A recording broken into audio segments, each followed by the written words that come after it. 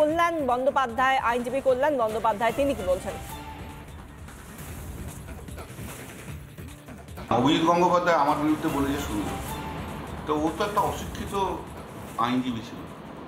ও কী করে হাইকোর্টের জজ হয়েছিল সেটাই এখন অনেক আইনজীবীর মধ্যে প্রশ্ন। ও যতদিন জজ ছিল কোনো জাজমেন্ট রিপোর্টেড হয়নি। আইনজীবী হিসেবে ভালো মামলা করেছে, তার কোনো জাজমেন্ট রিপোর্টেড হয়নি।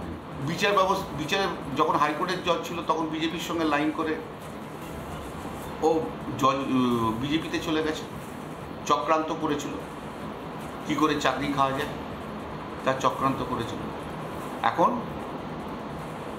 চোরদের দলের, ডাকাত দলের, গুন্ডা দলের, ধর্ষণকারী দলের সর্দার হয়েছে। ওকে আমার একটা চ্যালেঞ্জ নেই, ও কতটা আইন জানে আমি দেখতে চাই।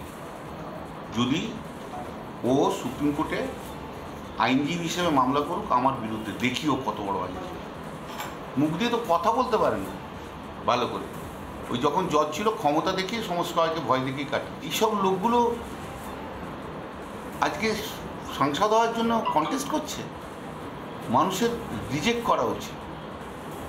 ধান্দাবাজ, বিচার ব্যবস্থার কলঙ্ক, গোটা বিচার ব্যবস্থাকে রাজনীতির জন্য নিজে একদম ব্যবহার করা, নিজে যাতে আরও ভালো থাকতে পারি তার জন্য গোটা বিচার ব্যবস্থাকে নষ্ট করে দেওয়া, এটা দেশের কলঙ্ক।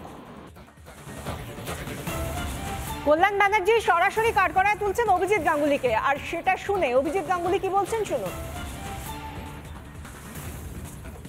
কল্যাণ বন্দ্যোপাধ্যায় কোথা থেকে আইন পাস করেছেন? কোথাকার আইনজীবী তিনি? কল্যাণ বন্দ্যোপাধ্যায় কোর্টে দাঁড়িয়ে গালাগালি ছাড়া কিছু করেন না।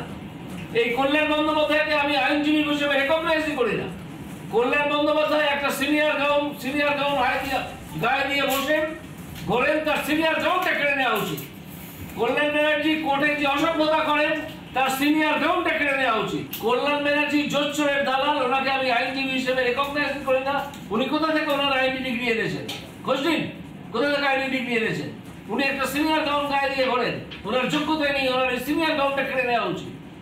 নিশ্চিন্তে থাকুন, চাকরির টাকার ভাগ পেয়েছেন, নিশ্চিন্তে থাকুন। চুপ করতে বলুন এসব নির্লজ্জদের। আর একটা খোঁজ করুন তো তিনি কেন আদালতে যাওয়া আসা শুরু করলেন। এই অসভ্য দুশ্চরিত্র লোকটা কল্যাণ ব্যানার্জি, এটা চোরের দালাল।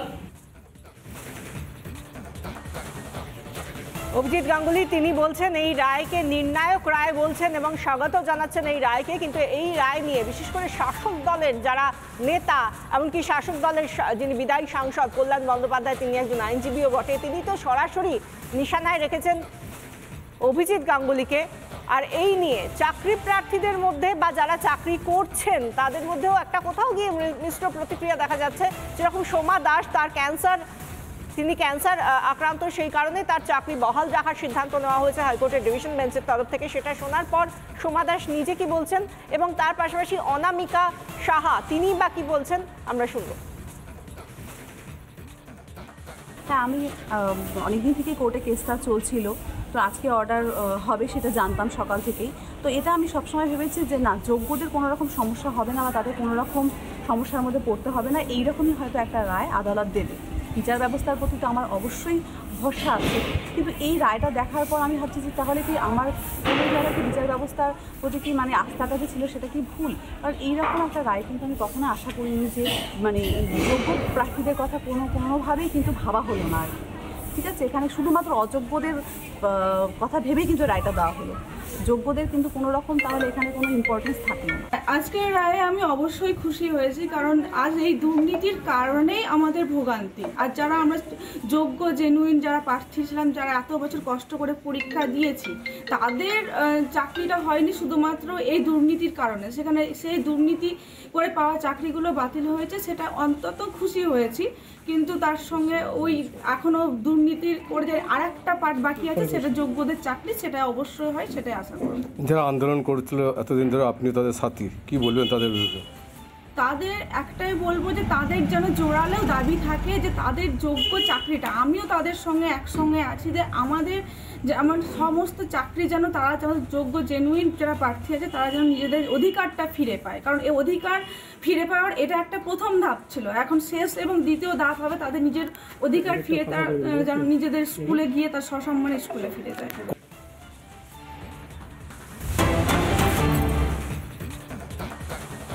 প্রায় 26,000 মানুষের চাকরি বাতিল হয়েছে। হাইকোর্টের রায়কে চ্যালেঞ্জ এসএসসি। সুপ্রিম কোর্টে যাচ্ছে এসএসসি, জানালেন এসএসসি চেয়ারম্যান সিদ্ধার্থ মজুমদার। হাইকোর্টের রায় খুশি নই, সরাসরি জানাচ্ছেন এসএসসি চেয়ারম্যান। কি বলছেন শুনুন।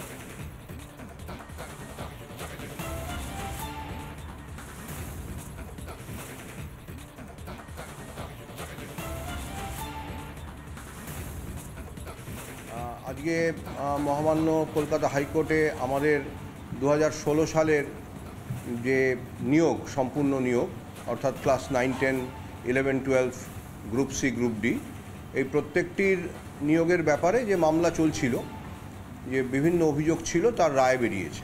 রায় যেটা দিয়েছে সেটা হচ্ছে যে সম্পূর্ণ নিয়োগ বাতিল, অর্থাৎ যারা আমাদের সুপারিশ পেয়েছিলেন, নিয়োগ পেয়েছিলেন, তাদের অনেকেই তো চাকরি করছিলেন, হয়তো কেউ কেউ জয়েন করতে পারেননি, প্রত্যেকটি নিয়োগই মহামান্য আদালত বাতিল করেছে। আমরা অবশ্যই এই রায়ে খুশি নই এই মুহূর্তে, যে আমরা নিশ্চয়ই সুপ্রিম কোর্টে অ্যাপিল করব। এটা ঠিক যে রায়ের সম্পূর্ণ কপি না পেলে, শুধুমাত্র ওই মৌখিক শুনে, প্রচার মাধ্যমের কাছ থেকে শুনে, আমাদের অবশ্যই নিজেদের আইনজীবীর কাছ থেকে শুনে যতটুকু জানতে পেরেছি, তার ভিত্তিতে বেশি মন্তব্য করার কোনো মানেই হয় না। গ্রাউন্ডে কেন কিভাবে অ্যাপিল করব সেটা আমি এই মুহূর্তে কিছু বলতে পারবো না, বলবো না।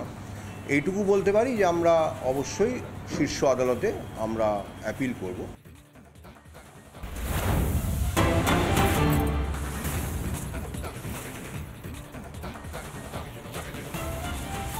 ইউসুফ পাঠানের মনোনয়ন ঘিরে বিশৃঙ্খলা। জেলা শাসকের দফতরে ঢোকেন বহু তৃণমূল কর্মী। 144 ধারা অমান্যের অভিযোগ। এদিকে নীরব দর্শকের ভূমিকায় পুলিশ। ইউসুফ পাঠান তৃণমূলের প্রার্থী বহরমপুরে। ইউসুফ পাঠানের মনোনয়ন ঘিরে বিশৃঙ্খলা।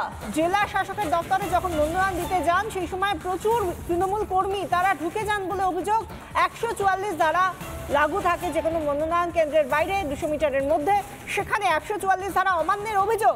এদিকে যখন তৃণমূলের বিরুদ্ধে এই অভিযোগ উঠছে যে তৃণমূল কর্মীরা ঢুকে পড়েছিলেন জেলা শাসকের দফতরে, সেই জায়গায় নীরব দর্শকের ভূমিকায় পুলিশ, এমন অভিযোগ উঠে আসছে।